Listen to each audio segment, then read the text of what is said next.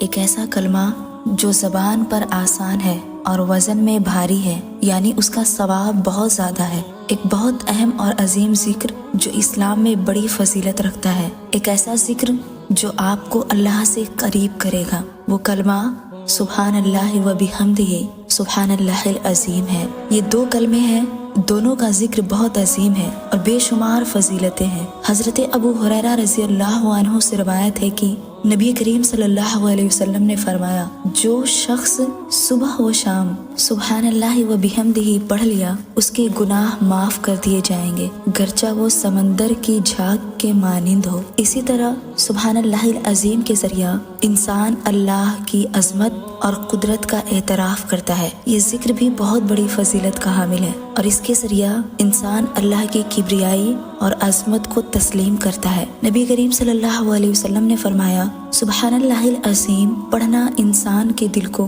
سکون اور سکوت دیتا ہے اور اس کے گناہوں کو مٹاتا ہے۔ اسی طریقے سے حضرت ابو ہریرہ رضی اللہ عنہ سے روایت ہے کہ آپ صلی اللہ علیہ وسلم نے فرمایا، جو شخص صبح و شام سبحان اللہ العظیم پڑھتا ہے، اللہ تعالیٰ اس کی زندگی میں خوشحالی، سکون اور برکت ڈال دیتا ہے۔ اور ایسے ہی حضرت علی رضی اللہ عنہ سے روایت ہے کہ جو شخص سبحان اللہ العظیم پڑھتا ہے، اس کا دل اللہ کی یاد میں لگتا ہے اور وہ دنیا کی پریشانی سے بلند ہوتا ہے۔ اسی طریقے سے صحیح بخاری کی حدیث ہے، اللہ کے رسول صلی اللہ علیہ وسلم نے فرمایا، جو شخص سبحان اللہ و بحمدہ سبحان اللہ العظیم کو پڑھے گا، یہ کلمے قیامت کے دن اللہ کے سامنے اس شخص کی بخشش کے لیے جھگڑیں گے۔ یہ دو کلمے آپ اپنی زندگی کا حصہ بنا لیں۔ جس طرح صبح و شام کے اذکار میں آپ تسبیحات کا اہتمام کرتے ہیں، آج سے اسے بھی اس میں شامل کر لیں۔